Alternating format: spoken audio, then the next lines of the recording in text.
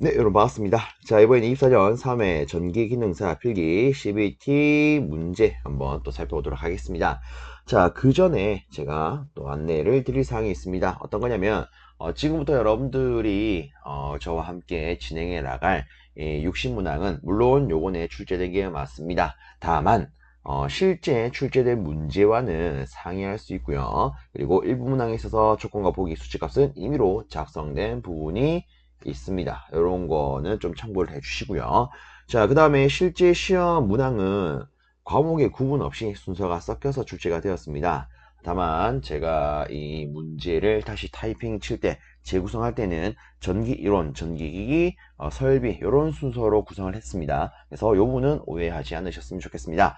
자, 그 다음에 세 번째, 복원된 문항은 실제 출제되는 무수히 많은 유형 중에 일부입니다. 그렇기 때문에 지금부터 여러분들이 같이 봐 나가실 이 보건보는요, 맹신이 아니라 와 이거 무조건 나오겠구나, 이게 아니라 아 이렇게 나왔었구나, 이런 형태의 참고용으로 봐주셨으면 좋겠습니다. 아시겠죠? 그래서 이 부분 체크해 주시고 이번에 나왔던 문제 한번 살펴보도록 하겠습니다. 자, 첫 번째 문제입니다. 비정연파의 시로값을 나타낸 것은? 라고 물었습니다. 일단 요 같은 경우에는 제가 이런 식으로 한번 언급을 드려보도록 하겠습니다. 예를 들어서 여기서 말하는 비정연파를 해석하기 위해서 저는 이렇게 넣겠습니다. 어떤 전류가 있대요. 이 전류가 예를 들어 이런 식으로 표현이 되어 있답니다.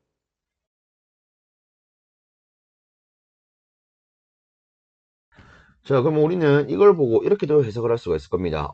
이 친구는 아무것도 없네, 직류분이구나. 이 친구는 사인 오메가 t의 기본파구나. 얘는 3오메가 t의 제3 고조파구나. 이 친구는 5오메가 t의 제5 고조파 성분이겠구나. 어쨌든 이런 식의 여러 가지 형태가 섞여 있기 때문에 이 전류 자체는 외형파 전류겠구나. 다른 말로 비정연파 전류겠구나. 자, 그럼 저는요, 여기서 이놈의 시료값을 계산하고 싶어요. 전체 합성 시료값을 계산하고 싶어요. 뭐 어떻게 합니까? 자, 막바로 들어가겠습니다. 여기 있는 직류분은 이것 자체가 하나의 시효값이기 때문에 이렇게 그대로 넣고 재고 더하기. 자, 일단 기본파나 제3고조파나 제5고조파나 따로따로 놓고 오면 얘들이 하나의 사인파, 다르게 하나의 각각의 정연파가 됩니다. 그쵸? 그럼 이때 이놈들 맨 앞에 있는 것은 다 최대값이 될 거고요. 우리가 시료값으로 만들기 위해서는 각각의 루트를 나누어 줄 필요가 있습니다. 이 경우에 기본파는요, 그 시료값이 3으로 나올 거고요. 제3고조파는 4, 제5고조파 성분은 5로 나올 거예요. 그럼 얘들을 각각 제곱해서 더하면 된다. 그죠? 이렇게 하면 최종적으로 우리가 원하는 시료값이 나올 겁니다. 근데 지금은 이런 식으로 계산하라는 게 아니라 말로 어떻게 표현합니까? 이렇게 물었습니다. 그리고 지금 보면 대체적으로 다 고조파 기준으로 나와 있어요. 그러면 우리가 했던 거대로 이렇게 보면 되는 거 아니겠습니까? 각 고조파에 있어서 각각의 시료값에다가 제곱을 하고 요거를 더한 거에다가 루트, 다른 말로 우리가 루트를 제곱근이라고 합니다. 요 놈을 씌우면 되더라. 즉 각 고조파분의 시료값에 있어서 이놈을 제곱한 상태의 합에다가 다시 어떻게 해라? 제곱근을 씌워봐라. 그러면 이에 대한 걸 고르자면 우리는 여기에 있는 4번을 고를 수가 있을 겁니다. 그죠? 그래서 이렇게 우리가 계산할 수 있는 것을 말로 물어본 문제가 첫 번째 문제가 되겠습니다. 자, 다음으로 아래쪽에 있는 두 번째 문제 보겠습니다. 평균 반지름이 R미터고요. 가운데 수가 N인 환상 솔레노이드에 전류 I가 흐를 때 내부의 자기장의 세기는? 하고 물었습니다. 자, 여기서 간단히만 좀 체크하도록 하겠습니다. 우리가 잡아가야 되는 내용 중에 이런 게 있습니다. 도체 형태에 따른 자기의 세기. 저는 보통 요 놈을요, 무한 직선 도체 기준으로 챙기라고 안내를 드립니다. 무한 직선 도체로부터 형성되는 자기의 세기는 어떻게 표현할 수 있습니까? 이 친구는 이렇게 표현할 수 있죠. L분의 Ni. 그리고 하나 더, 2파이 R분의 Ni. 물론 단위는 암페어 턴 퍼 미터가 될 겁니다. 그럼 어떨 때 왼쪽 걸 쓰고 어떨 때 오른쪽 걸 씁니까? 간단히 말하면 지문상에 길이라는 언급이 있을 때 왼쪽 거를, 길이라는 언급이 없을 때 오른쪽 거를 쓰면 됩니다. 그렇죠? 간단히 이렇게 구분할 수가 있습니다. 자, 요거를 제가 항상 기준으로 들고 가라고 안내를 드립니다. 그 이유는 다음 걸 보면 우리가 알 수가 있죠. 자, 두 번째로 원형 코일 중심자기 한번 보겠습니다. 실제 원형 코일 중심자기의 공식은요, 이렇게 되어 있어요. 2R분의 NI. 물론 뭐 단위는 암페어 턴 퍼 미터로 같을 겁니다. 자, 일단 보시면 이 꼴이 누구랑 닮았냐면 얘랑 닮았습니다.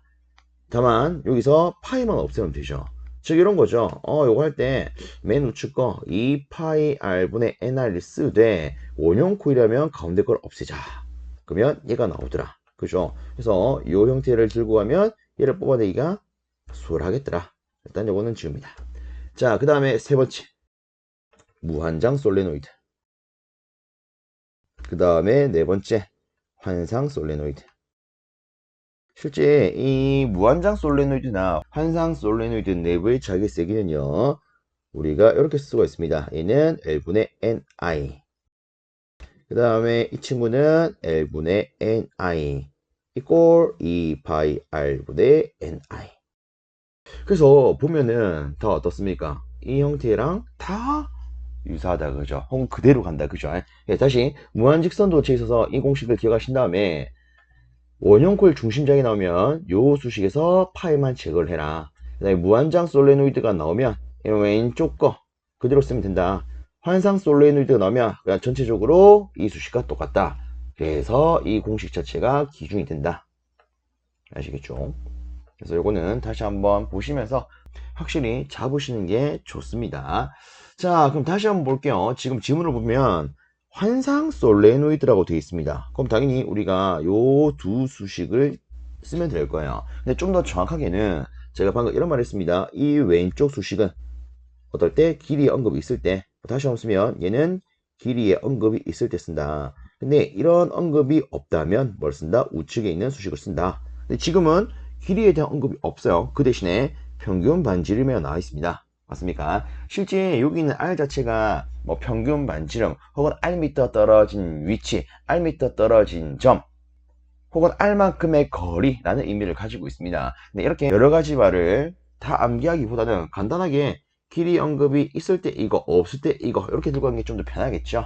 그죠? 그래서 저는 이런 식으로 안내를 드리고 있는데 어쨌든 지금은 길이에 대한 언급이 없기 때문에 우리는 어떤 수식을 떠올릴 수 있다? 2파이 R분의 NI. 그러면 답은 바로 1번 고를 수 있겠죠? 그죠? 솔직히 이거 같은 경우에는 여러분들 시험장 갔을 때 딱 보고 환상 솔레노이드 길이 언급이 없네 바로 1번 이렇게 고르실 줄 아셔야 되는 문제입니다. 알겠죠? 다시 한번 보심으로써 확실히 잡아 주셨으면 좋겠습니다. 다음으로 세 번째 문제입니다. 회로망의 임의의 접속점에 유입되는 전류는 그 대수합이 0이다 라는 법칙을 물었습니다. 지금은 뭐가 주어져 있다? 대수합이 0이다. 근데 요거를요, 우리가 좀 더 쉽게 말하면 결국 얘는 이거 아니겠습니까? 한 점으로 유입되는 전류나 유출되는 전류는 같다. 그쵸? 이것을 우리가 뭐라고 하느냐? 키르히호프 전류 법칙이라 부릅니다. 또 여기서 많은 분들이 은근히 헷갈려 합니다. 이놈의 1법칙인지 2법칙인지, 그죠? 실제 이 전류 법칙은요, 제1법칙입니다. 그래서 일단 답을 바로 고르면 답은 1번을 고를 수가 있는데, 자, 요거를 쉽게 구분하는 거 안내를 드리겠습니다. 실제 이런 게 있죠. 키르요프 1법칙과 2법칙. 1법칙은 방금 제가 했던 대로 전류 법칙입니다. 2법칙은 전압에 대한 법칙이에요. 자, 이거는 혼동하지 마시고 이렇게 한번 생각을 해보십시오. 우리가 전류를 문자기호로 쓰면 I 아닙니까? 전압은 V예요. 맞나요? 그러면 여러분들이 이 I를 손가락으로 표현해 본다라고 생각을 해보는 겁니다. 우리가 이 I라고 하는 문자는 손가락 한 개만 펼치면 표현할 수가 있어요. 그렇기 때문에 뭐다? 제1법칙. 그럼 우리가 손가락으로 V를 표현할 때는 손가락 두 개를 펼치지 않겠습니까? 그래서 뭐다? 이 법칙. 이렇게 들고 하면 절대 혼동 안 되겠죠. 그래서 얘들은 손가락을 가지고 손가락 몇 개를 가지고 표현할 수 있는지 그걸 가지고 바로 구분하시길 바랍니다. 자, 다음으로 아래쪽에 있는 네 번째 문제 바로 보도록 하겠습니다. 저항이 15민 도체 1A 전류를 10분간 흘린 경우에 발생하는 열량은 몇 킬로칼로리입니까? 라고 물었습니다. 자, 일단 이 문제를 풀려면 이 열량에 대한 법칙, 즉 줄의 법칙에 대한 공식을 하나 알고 있어야 됩니다. 자, 일단 저는 이렇게 한번 적어볼게요. H는 0.24pt. 자, 일단 이렇게 썼을 때 이때 만약에 이놈의 단위가 와트고 이놈은 세커라면, 그렇죠, 보통 우리가 0.24pt로 쓸 때는 얘를 세커로 표현할 수가 있죠. 이렇게 표현한다면 이때 열량의 단위는 칼로리가 됩니다. 자, 그 다음에 지금은 전류와 저항이 나와 있기 때문에 얘를 이렇게도 표현할 수가 있을 거예요. I 제곱 RT라고요. 맞습니까? 그러면 솔직히 우리는 여기에 주어진 걸 그대로 대입한 형태로 답 고를 수 있겠네요. 자, 그럼 저는 여기다가 이렇게 쓰겠습니다. 0.24에다가 전류가 1A죠. 그 다음에 저항이 15미요. 자, 그 다음에 여기 있는 스몰 t는요, 세커의 단위를 갖습니다. 근데 지금은 10분이 나와 있어요. 그럼 얘를 초로 바꾸려면 10에다가 60을 곱해야겠다. 그죠? 그럼 얘가 600초가 될 겁니다. 저는 요거를 여기다 그대로 쓸게요. 자, 그래서 요거를 계산기 두드리시면 얘가 1440 칼로리가 나옵니다.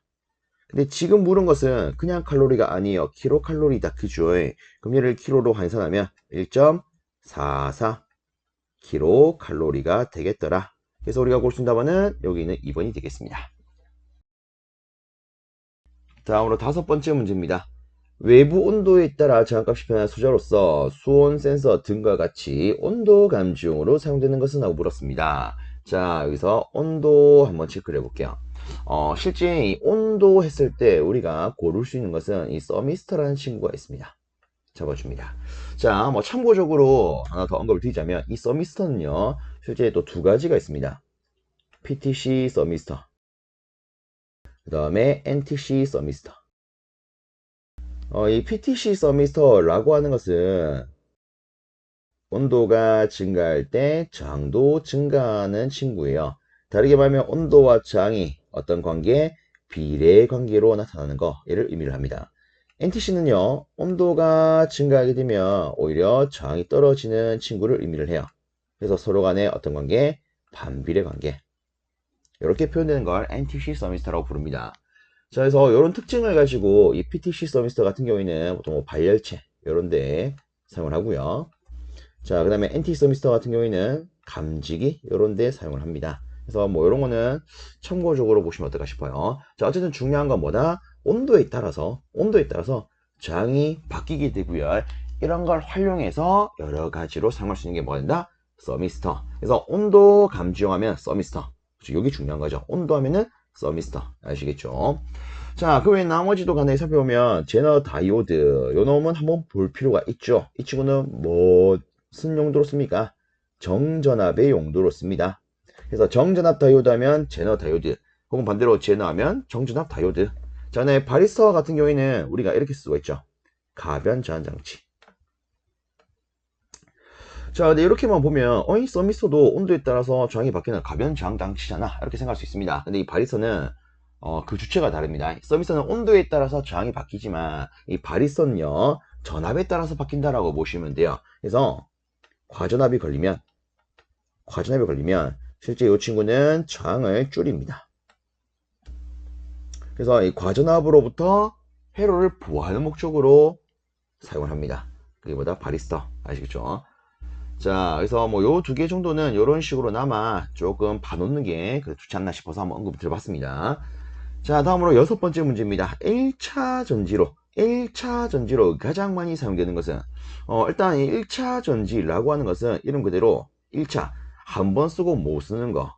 쉽게 말하면 일회용 건전지죠. 여기에 대표적인 것은 실제 뭐 공기 건전지도 있고요. 망간 건전지가 있습니다. 특히 우리 시험에서는 1차 하면 망간 기준으로 들고 가면 끝이다. 그죠? 그래서 항상 1차 전지하면 망간 전지가 있더라. 이렇게 좀 확실히 다시 보시면서 잡아 주셨으면 좋겠습니다. 다음으로 일곱 번째 문제입니다. 정상 상태의 원자를 설명한 것으로 틀린 것은? 하고 물었습니다. 자, 일단 주어진 보기를 한번 볼게요. 첫 번째 보기. 양성자와 전자의 극성은 같다. 어? 어? 자, 양성자는 우리가 일반적으로 알기로 플러스죠. 전자는 마이너스죠. 극성이 같습니까? 다르죠. 그래서 틀린 것은 바로 2번이 됩니다. 끝! 자, 일단 답은 바로 골랐습니다. 자, 근데 그 외적으로 나머지 보기 한번 살펴보도록 하겠습니다. 자, 두 번째 보기를 보면 원자는 전체적으로 보면 전기적으로 중성이다. 그쵸? 일단 우리가 일반적으로 말하는 이 원자는요. 자연 상태에서는 안정된 상태를 유지하려는 성질이고요. 그 안정된 상태가 중성입니다. 그래서 일반적으로 중성을 유지하려고 해요. 다만 우리가 이 중성을 유지하고 있는 이 원자에다가 외부의 에너지를 가해주면 플러스 전기, 마이너스 전기로 나누어서 쓸 수가 있는 거죠. 그렇죠? 자, 그 다음에 세 번째, 원자를 이루고 있는 양성자의 수는 전자의 수와 같다. 그렇죠? 실제 이 원자 내에, 자, 간단히만 체크할게요. 원자 내에 양성자가 있습니다. 전자가 있습니다. 실제 우리가 흔히 말하는 이 중성 상태에 혹은 다르게 정상 상태의 원자라고 하는 것은 양성자의 개수와 전자의 개수가 똑같은 걸 의미를 합니다. 그리고 실제 이놈들의 개수가 똑같다는 것은 어떤 것도 의미를 하느냐. 양성자 하나가 갖는 전하량은요. 1.602 곱하기 10의 마이너스 19승 쿨롱으로 전자 하나가 갖는 전하량은요. 마이너스 1.602 곱하기 10의 마이너스 19승 쿨롱으로 표현할 수가 있습니다. 그러면 이놈들의 개수가 같다는 것은 결국 이놈과 이놈이 합쳐져서 전체적으로는 0이 되더라.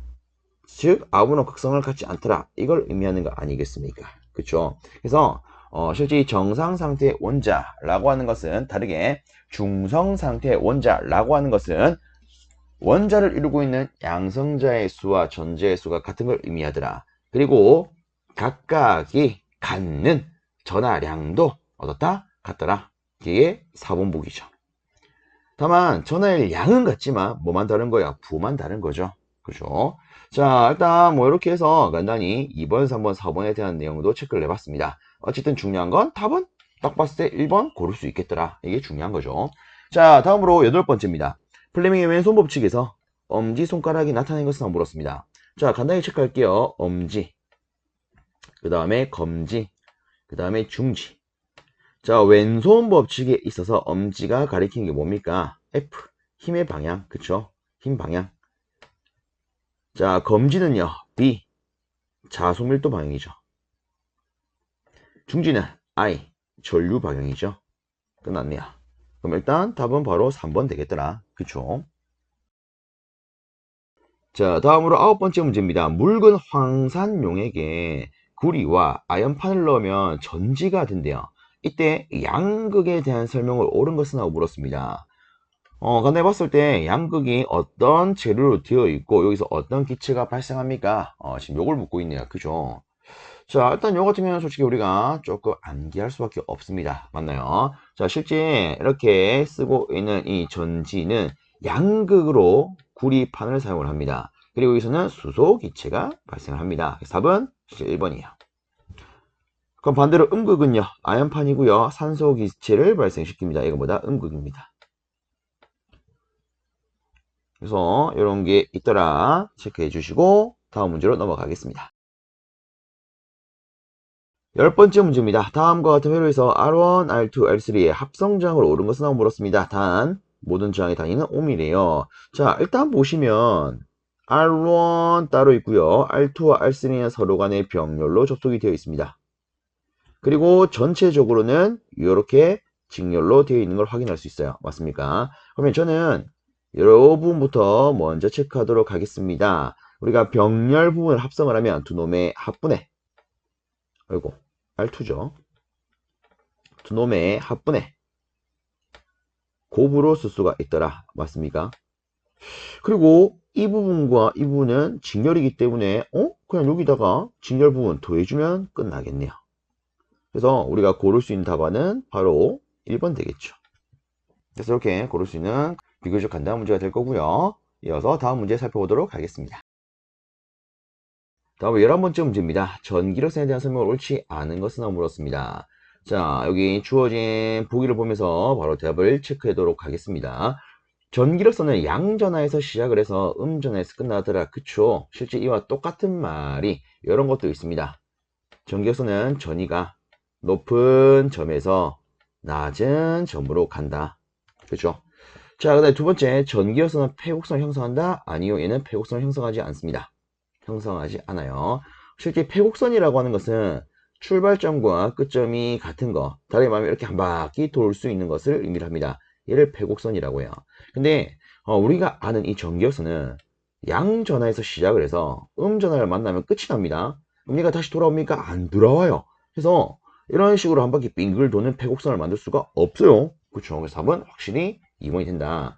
자, 그 다음에 세 번째, 전기력선은 등전이면과 수직으로 교차하더라. 그렇죠? 다른 말로는 도체 표면과 수직으로 교차한다. 이렇게도 표현할 수 있죠. 자, 근데 네 번째, 전기력선은 도중에 만나거나 끊어지지 않습니다.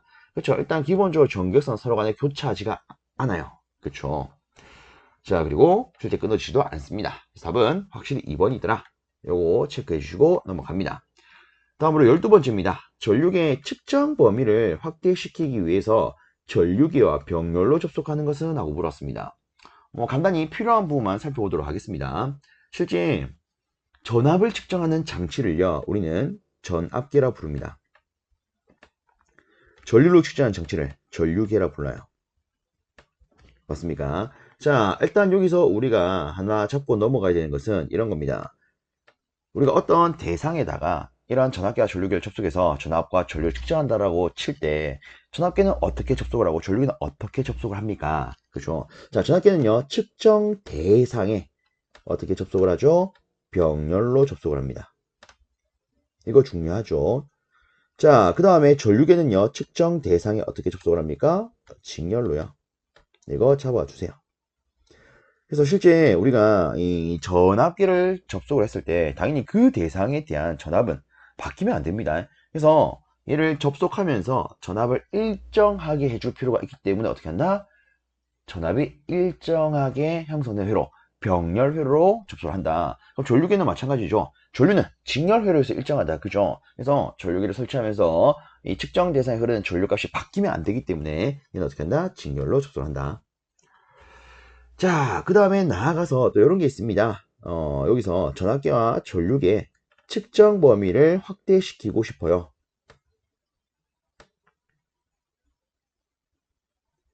자, 이렇게 하기 위해서는 이 전압계와 전류계에 하나의 저항 장치를 접속을 해야 됩니다.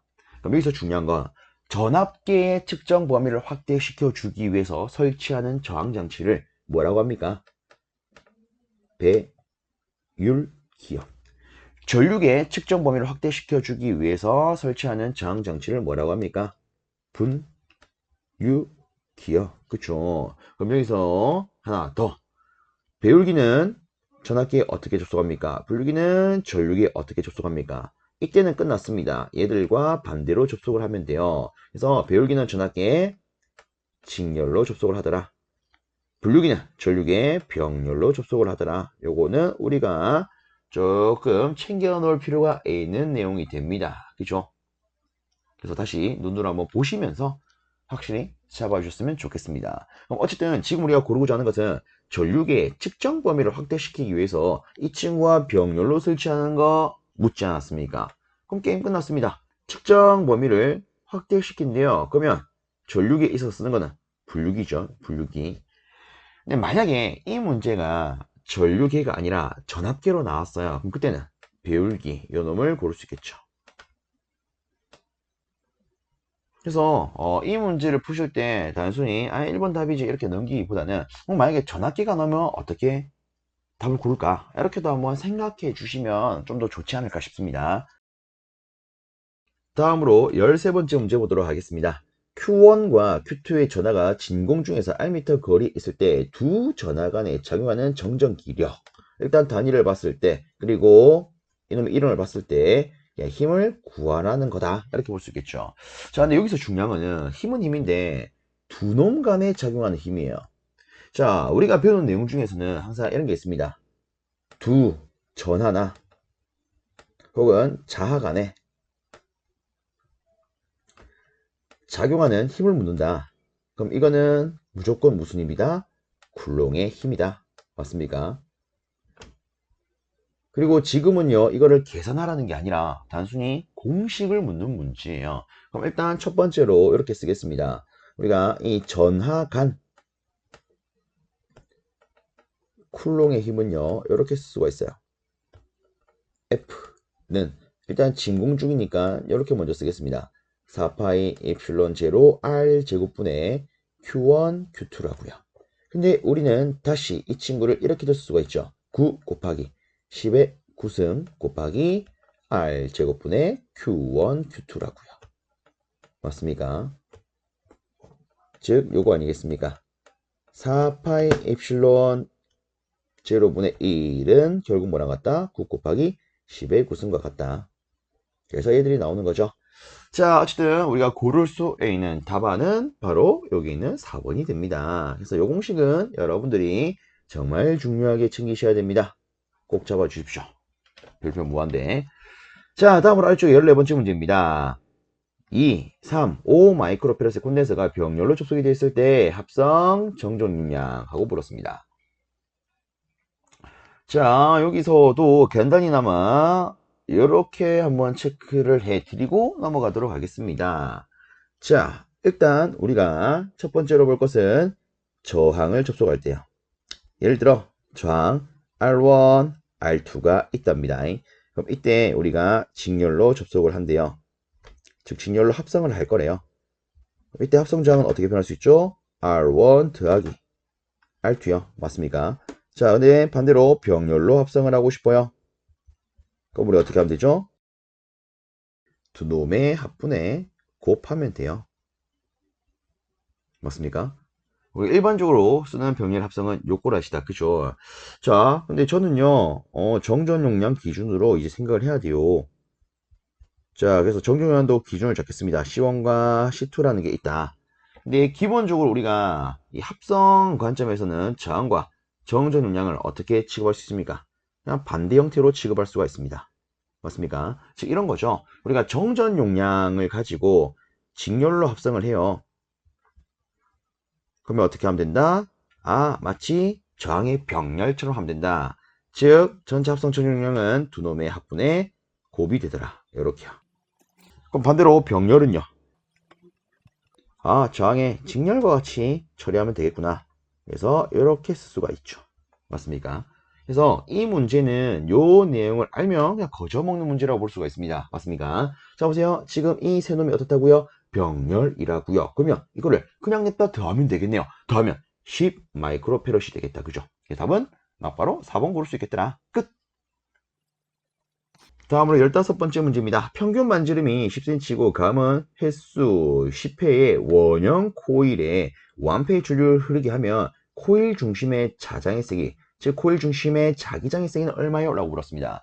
실제 우리가 앞에 다른 문제를 풀면서 도체 형태에 따른 자기장의 세기 공식을 다루었어요. 맞습니까? 그럼 지금은 우리 막바로 이에 대한 공식을 떠올려 보도록 하겠습니다. 코일 중심, 정확하게 원형 코일 중심 자기의 세기 H는 R분의 NI 이렇게 쓸 수가 있다. 그죠? 자, 그럼 여기다가 주어진 거 그대로 쓰도록 하겠습니다. A 곱하기 일단 반지름이 필요한데 반지름이 10cm로 주어졌어요. 근데 우리가 챙기는 공식은요. 이런 거리 단위가 다 뭘로 들어가죠? 미터로 들어가죠. 맞나요? 그럼 얘를 미터로 환산합시다. 그러면 그냥 막바로 뭐 0.1m 이렇게 써도 되겠죠. 그래서 저는 여기다가 0.1 이렇게 쓰겠습니다. 자, 그 다음에 위에 주어진 권수 10회, 그 다음에 전류 5회 이렇게 되어 있네요. 그래서 이대로 계산하면 될 것 같아요. 자, 그래서 이거를 계산기에 두드리면 계산기에서는요 250 암페어 턴 퍼 미터라는 답이 나올 겁니다. 그래서 답은 1번. 다음으로 16번째 문제입니다. 이 전력계법을 이용을 해서 평형 3상 전력을 측정하고자 합니다. 전력계의 각 지시값이 300 그리고 500W인 경우에 3상 유효 전력은 얼마예요? 라고 물었습니다. 자, 그러면 여기서 필요한 거 한 번만 딱 체크하고 바로 또 답 골라보도록 하겠습니다. 자, 우리가 이전력계법을 가지고 3상 전력 계산할 거예요. 그럼 이때 뭐 지금은 지시값을 P1, P2라고 줬으니까 제가 이렇게 놓겠습니다. 자, 이렇게 놨을 때 첫 번째 삼상 유효 전력 어떻게 됩니까? 자, 삼상 유효 전력은 정말 간단하죠. 두 개의 지시값을 그냥 냅다 더하면 됩니다. 아이고, 조 단위는 와트.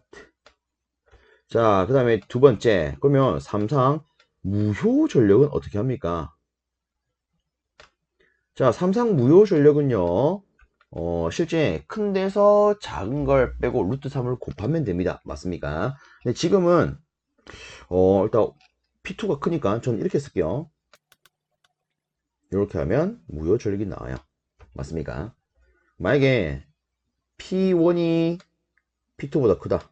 그럼 그때는 그냥 뭐 이렇게 쓰시면 되죠.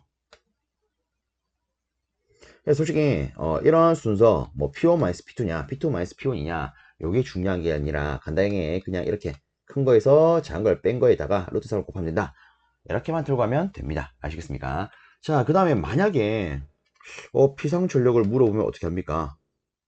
삼상 피상 전력을 물어보면 어떻게 합니까? 간단합니다. 피상 전력은 실제 루트 유효 전력 제곱 더하기 무효 전력 제곱하면 되는 거 아니겠습니까? 그렇죠. 그래서 이런 게 있더라 정도로 보시면 어떨까 싶습니다. 자, 어쨌든 지금 문제를 기준으로 해서 답 한번 바로 골라볼게요.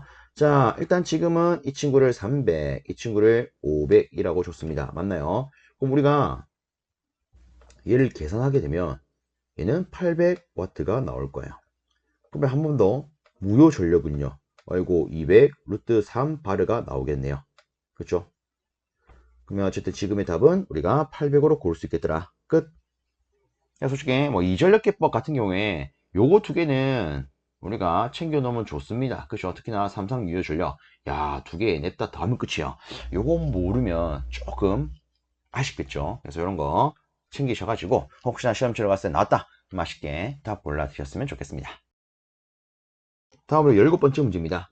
기전력이 1.2V, 그 다음에 용량이 20Ah인 축전지 5개를 직렬로 연결해서 사용할 때 기전력은 6V래요. 자, 이때 용량은 어떻게 됩니까? 라고 물었습니다. 자, 보세요.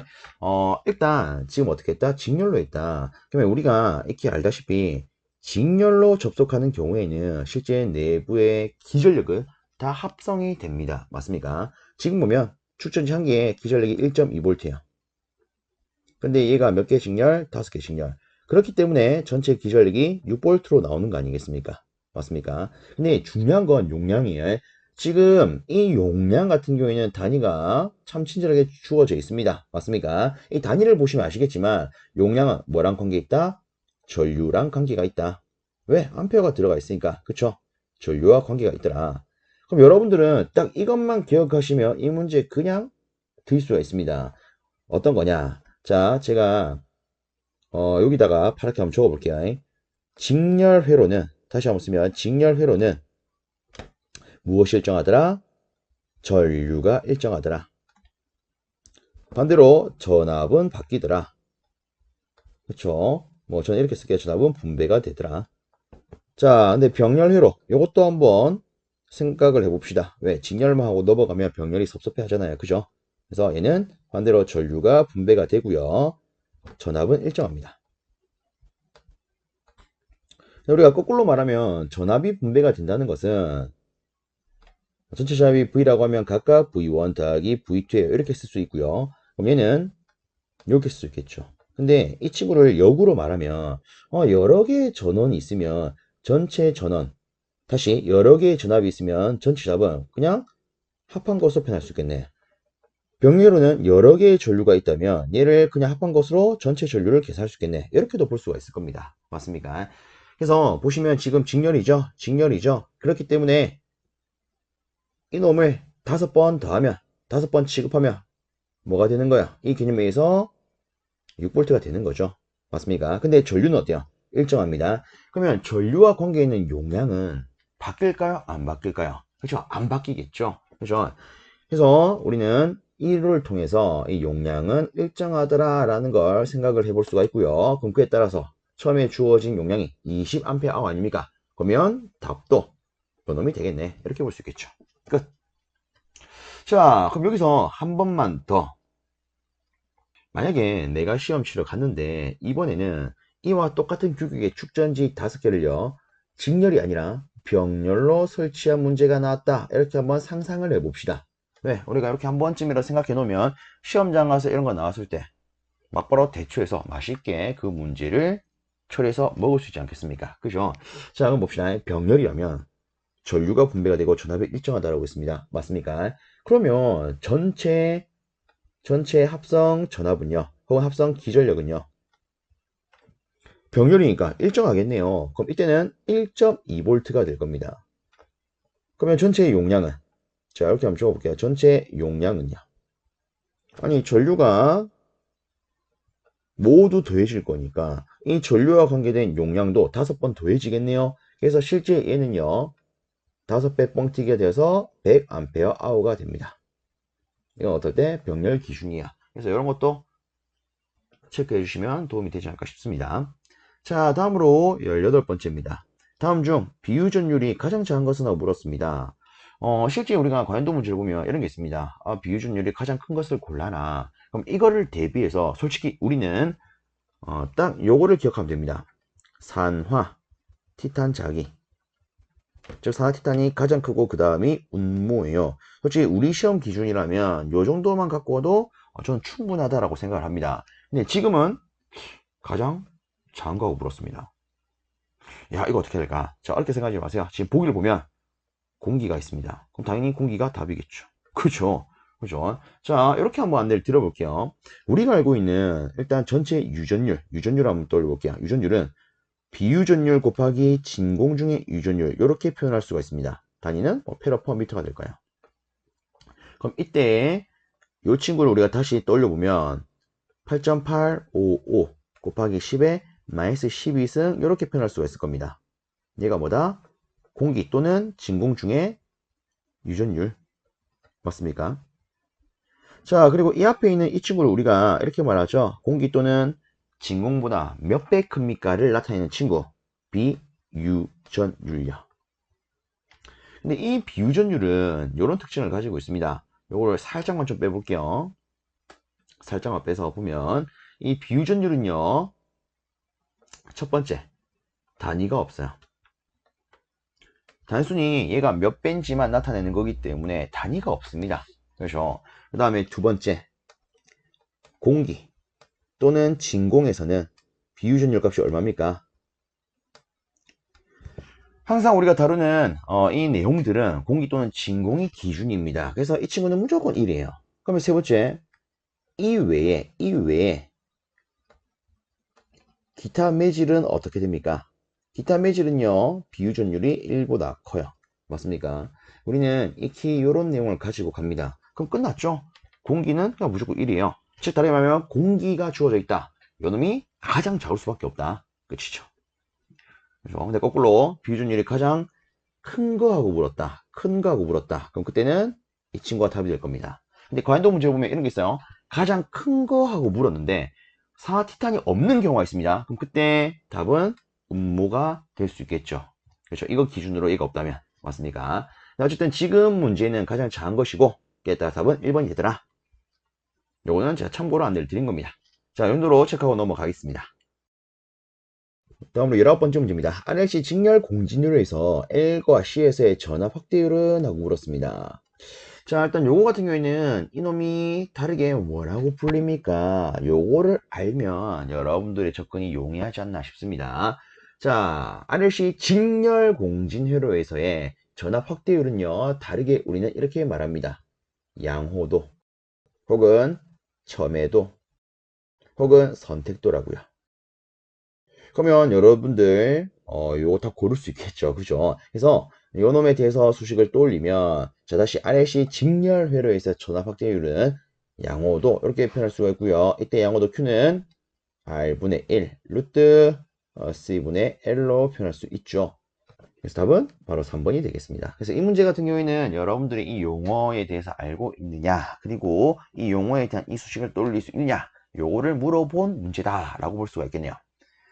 자, 일단 이번 영상은 여기서 마무리하고요. 이 다음 영상에서 여기 있는 20번째 문제부터 또 같이 풀어나가도록 하겠습니다. 여러분들 수고 많으셨습니다.